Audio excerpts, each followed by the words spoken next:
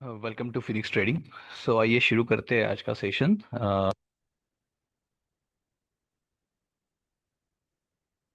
50 की बात करते हैं एंड कुछ हो नहीं रहा है मार्केट में। डाउन ट्रेंड है वो कंटिन्यू था। इसकी अपडेट नहीं थे बिकॉज पहले ही के वीडियो में मैं बोल चुका था कि there is no opportunity for swing trading and investors के लिए भी टाइम है, क्या वेट करो, मार्केट और नीचे आ सकता है। And this is a time now कि लॉन्ग टर्म इन्वेस्टर्स अभी निफ्टी 50 में इन्वेस्ट करना चालू कर सकते हैं because there is a good opportunity and history is supporting the situation right now. I can see on the chart. तो हम थोड़ा सा बैक स्टडी करेंगे इस चीज़ की कि ये जो ब्लैक लाइन आपको दिख रही है यहाँ पे, this is a 300 day moving average, exponential moving average. And इसके नीचे जब जब निफ्टी 50 जाता है, कंसोलिडेशन फेज आती है 1-2 महीने की। जैसे यहाँ पे 22 जून 22 में हुआ था। If you can see here, ये एक फेज था मई से लेके जुलाई तक, 2 महीनों का। तब तक निफ्टी ने एक अच्छा खासा कंसोलिडेशन किया यहाँ पे। सॉरी। उसके बाद फिर से एक डीप आया निफ्टी में कुछ ही दिनों के लिए, मार्च 23 से लेके एक ही महीने का डीप आया। वहां से भी एक थोड़ा सा buying opportunity long term investor के लिए, एक अच्छी मूव आई। इसके बाद यहाँ पे थोड़ा पास आया था इन अक्टूबर। टच नहीं किया 300 को, या नीचे भी नहीं गया, बट उसके पास आया था। फिर से वहां से एक अपॉर्चुनिटी मिली। यहाँ पे भी एक डीप आया था अराउंड बजट के टाइम पे, आई गेस। ये तो बजट की कैंडल लग रही है, मुझे जून में आया था। आई डोंट नो किस चीज़ की, या इंडिया पाकिस्तान वॉर की थी शायद ये। यहाँ पे एक डिप आया था अराउंड 300 डी मूविंग एवरेज, फिर से ये ऊपर गया। फिर आया ये अब यहाँ, back to current situation. Not current situation, last year वाला सिचुएशन है ये। यहाँ पे भी 300 डी मूविंग एवरेज नीचे गया, 1-2 महीने रहा। फिर से एक ऊपर रैली आई। See you can see this and now ये गया है 300 डी मूविंग एवरेज के नीचे। ठीक है। This time it's going very at very speed. ये रुका नहीं यहाँ पे, जैसे कंसोलिडेशन हुआ था थोड़ा थोड़ा नीचे जाके, यहाँ पे एक साइडवेज मूवमेंट आ रही थी। अभी तक साइडवेज मूवमेंट नहीं है, this is a falling knife now. Continuous gap down open हो रहे हैं, और लास्ट 3 सेशन तो गैप डाउन होके ही ओपन होके नीचे क्लोज हुए। सो बहुत ही ज़्यादा इसमें सेलिंग अचानक से 3 दिन में हुई है। 5% 3 दिन में इंडेक्स टूटा है निफ्टी 50 का। सो नाउ यहाँ पे अगर मुझे कोई पूछता है कि अब कहाँ सेल करें, हम यहाँ सेल करें क्या, so it will be a foolish thing to do selling here. Because देखो, यहाँ पे किसी ने सेल करके गया होगा तो वो तो पछताया होगा बाद में, राइट, कि अब निफ्टी यहाँ से ऊपर गया है। सेलिंग वाला चीज थी जो मैंने बोला था, वो था अराउंड दिस। यहाँ पे जब निफ्टी नए हाई नहीं बना रहा था, तभी मैंने बोल दिया था कि मुझे नहीं लग रहा है, और हम लोग कंटिन्यूस इसको वॉच कर ही रहे थे, राइट। मेरे पिछले वीडियो भी आप देखोगे तो हम वॉच कर ही रहे थे कि मार्केट ब्रेड इंडिकेट पहले से ही कर चुकी थी, मार्केट में स्ट्रेंथ नहीं है। बहुत टाइम पे हम निकल गए थे पहले ही। वो स्विंग ट्रेडिंग को वैसे भी अपॉर्चुनिटी थी ही नहीं। पर जब इन्वेस्टर भी किसी को निकलना था, स्टॉक स्पेसिफिक, इंडेक्स फंड की बात नहीं कर रहा हूँ, स्टॉक स्पेसिफिक, तो बहुत पहले ही अपॉर्चुनिटी निकलने की। अब यहाँ पे आप सेल करना, it's not a good thing. Index में स्पेसिफिकली, स्टॉक स्पेसिफिक आपके जो स्टॉप लॉस होंगे डेफिनेटली आपको लेने ही है लॉन्ग टर्म, भले लॉन्ग टर्म कंपनी हो वो। बट इन्वेस्टर्स के लिए भी एक स्टॉप लॉस लाइक 30% 35% का होना ही चाहिए। इट्स नॉट लाइक कि ले लिया तो लाइफ टाइम में इसको ले लूंगा, या फिर मैं उसको एवरेजिंग करूंगा। स्टॉक में ये सब चीजें, कंपनी हो, आई विल नॉट रिकमेंड कि स्टॉक्स में लॉन्ग टर्म आप एवरेज करते जाओ नीचे नीचे अच्छे कंपनी के लिए। बिकॉज यू नेवर नो किस कंपनी का कब दिवाला निकल जाए। ओके।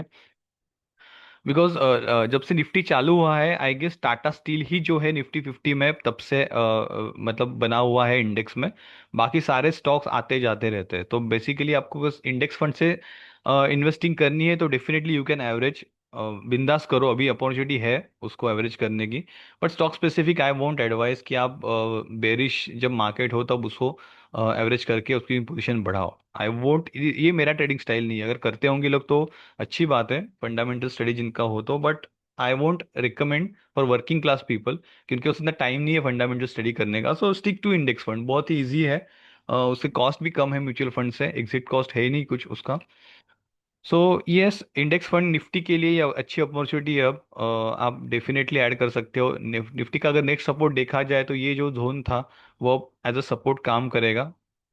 यहाँ पे आता है 22,000 और 21,950 के आसपास। मुझे लग रहा है कि निफ्टी रुकेगा अब, या फिर ऐसा भी हो सकता है कि थोड़ा सा हमें एक पुल बैक नजर आए। पुल बैक यहाँ से यहाँ नजर आके फिर से एक निफ्टी नीचे की तरफ एक थोड़ा सा एक मोमेंट दे सकता है, बिकॉज ये 300 डे मूविंग एवरेज है, it will act as a resistance now. तो इसके ऊपर जब निफ्टी जाके ये रिटेस्ट करेगा तो एक फिर से एक पॉजिटिव मोमेंट हमें मार्केट में देखने मिल सकता है, तब तक तो बेरिश सिनारियो ही है। एंड जिस तरीके से वॉर सिचुएशन बनी हुई है, आई डोंट थिंक कि अभी कुछ इम्प्रूव होगा in coming time. But yes, investing के लिए बहुत अच्छा टाइम है, एंड स्विंग ट्रेडिंग के लिए अभी भी आपको वेट करना पड़ेगा। So I am really thankful to my clients also कि वो पेशेंटली वेट कर रहे हैं, कोई ट्रेड हमने लिए नहीं है अभी तक के लिए। बहुत सारे महीने हो गए, 2 से 3 या 4 महीने हो गए, we are not trading anything. So I am really thankful to them कि वो लोग स्टिक है मेरे साथ, because not trading is also saving capital. Unnecessary trade करके स्टॉप लॉस लेके उसमें आपका टाइम वेस्ट करना is not a good thing. So सही है, वेट करो, कैपिटल बचाओ, जब हम मार्केट इंप्रूव करेंगे तो पूरी स्ट्रेंथ से आएंगे मार्केट में।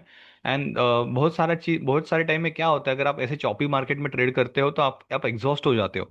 तो रियल मूवमेंट जब चालू होता है तभी भी आपके मन में एक डर बना रहता है कि अरे यार अब ये स्टॉप लॉस ले आएगा, स्टॉप लॉस ले जाएगा।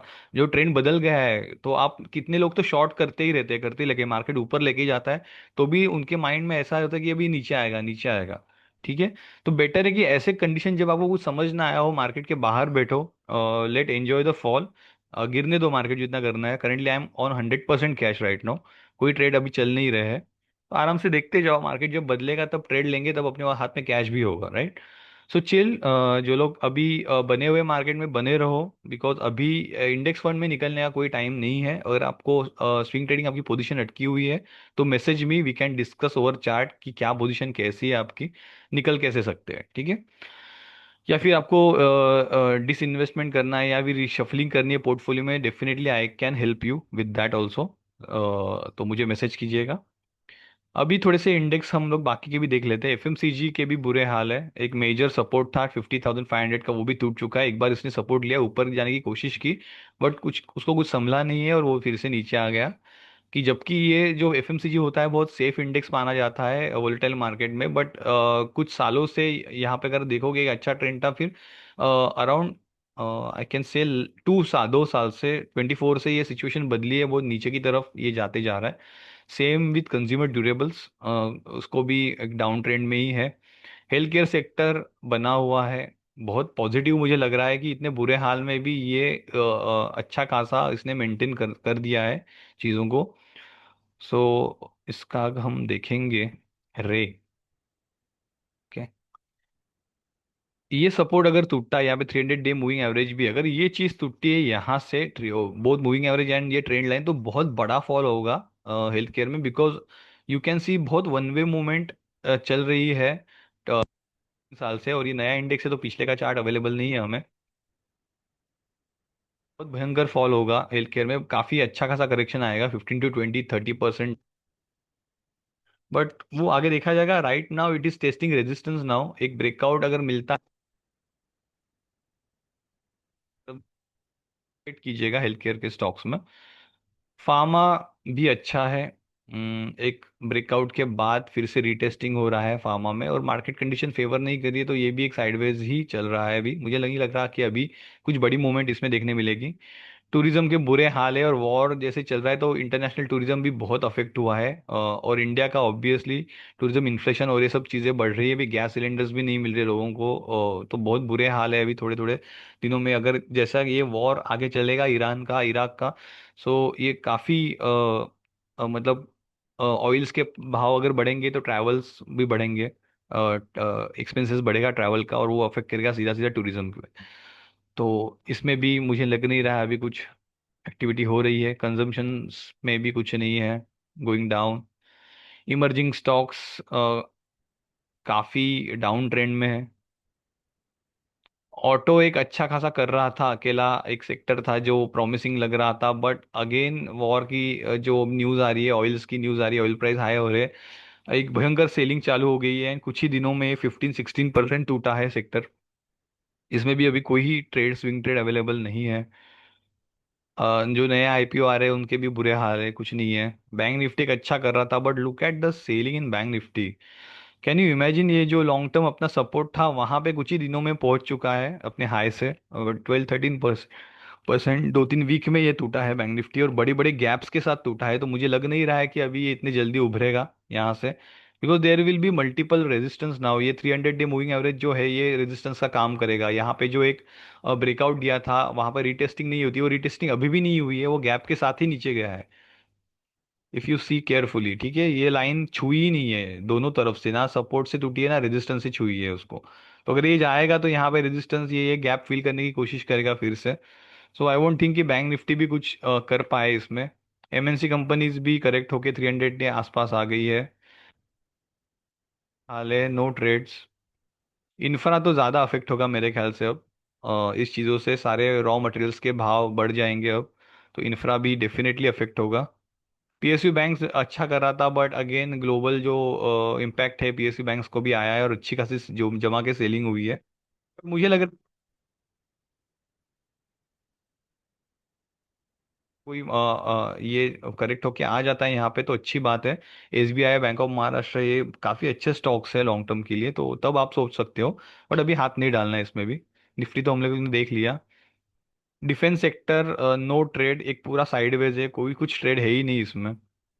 टोटल मार्केट की बात की जाए, टोटल मार्केट के भी बुरे हाल है, दिनों दिन नए नए लो बनाते जा रहा है, 300 से नीचे भी है। सो ओवरऑल मार्केट के हाल बुरे हैं। ऑयल एंड गैस सेक्टर देखा जाए तो वॉर का उसको इम्पैक्ट हुआ है, एंड अगेन ये जो बार बार उसको जो टच कर रहा है 300 को, वो it's not a good thing कि सपोर्ट वीक हो रहा है, तो ये अभी भी साइडवेज या डाउन ट्रेंड में ही चला जाएगा। Nifty mid cap small cap 400 not good. एक नया लो बनाया है, वीकली नया लो बनना is not good thing, sideways भी नहीं रहेगा, डाउन ट्रेंड ही है क्लियर कट। CNX 500 जो है वो भी डाउन ट्रेंड में ही है। निफ्टी जूनियर ने नया लो बनाया है। माइक्रो कैप के भी बुरे हाल है, मेकिंग न्यू लोज। मिड कैप स्मॉल कैप 250 के बुरे हाल है। एनर्जी एक मुझे एनर्जी में थोड़ा सा एक लगा momentum, but again second day वो जितना मोमेंटम था पूरा नलीफाई कर दिया। तो एनीथिंग अबाउट ये जो जोन है 36,700 का या 37,000 का, 37,500 के आसपास अगर ये कहीं क्लोज देता है, वीकली क्लोज, तो पावर स्टॉक्स हम देख सकते हैं, एनर्जी पावर स्टॉक्स देख सकते हैं डेफिनेटली। कैपिटल मार्केट ये रेजिस्टेंस तोड़ ही नहीं पा रहा है अभी भी, ये रेजिस्टेंस हेवी रेजिस्टेंस है। आईटी इंडेक्स के बारे में ना ही बोलो तो अच्छा है। बहुत ही ज़्यादा वोलेटिलिटी है आईटी इंडेक्स में, एंड यू कैन सी कि बहुत ही वोलेटाइल है सिंस आई गेस 21 से लेके ये नीचे गया ऊपर आया, नीचे गया ऊपर आके फिर से नीचे जा रहा। सो आईटी इज लाइक कोई डायरेक्शन ही नहीं है, बिकॉज हर दिन नई टेक्नोलॉजी आ रही है, हर दिन एआई के बारे कुछ समझ नहीं आ रहा है बहुत सारे लोगों को कि ये डायरेक्शन आगे 2 साल में कहाँ लेके जाएगी। There is a no concrete thing कि आईटी स्टेबल हो रहा है, there is no stability in IT, और ये नए नए लो बनाते जा रहा है, और ये नया लो टूटा है और नया लो बना है। सो बी वे मतलब थोड़ा सा दूरी रहना आईटी स्टॉक से। अगर आईटी इंडेक्स में आपको इन्वेस्ट करना है तो थोड़ा थोड़ा इंडेक्स इंडेक्स में आप इन्वेस्ट कर सकते हो, but not good sign for overall sector. Gold एक अगेन यहाँ पे एक इम्पोर्टेंट कैंडल गोल्ड में बनी है। ये जो ट्रेंड लाइन है वो ब्रेक कर दी थी गोल्ड ने। यहाँ पे शॉर्ट टर्म ट्रेंड लाइन, मतलब यहाँ पे सपोर्ट लेके थोड़ा सा क्लोजिंग नीचे आया है। तो अगर ये टूटता है तो गोल्ड में भी फिर से करेक्शन चालू हो जाएगा, and that will be good for another stock, मतलब स्टॉक मार्केट के लिए अच्छा है। अगर इस कैंडल का हाई ब्रेक होता है तो गोल्ड में फिर से लॉन्ग पोजीशंस ऐड हो सकती है यहाँ पे। So this is a very important candle. अब देखते हैं क्या होता है गोल्ड में। सो ये रहा बाजार का मोटा मोटी हाल। देखते हैं मार्केट ब्रेड्थ नाउ। बहुत ही बुरी मार्केट ब्रेड्थ है। 4% डिक्लाइन वाले स्टॉक 26% है, 4% एडवांस स्टॉक 1% है। यही शो कर रहा है कि मार्केट में बहुत ज़्यादा वीकनेस है, वैन आपको स्विंग ट्रेडिंग या शॉर्ट टर्म ट्रेडिंग नहीं करनी चाहिए यहाँ पे अब। बिकॉज थोड़ा सा भी राइज आता है वो सेलिंग में कन्वर्ट हो जाता है।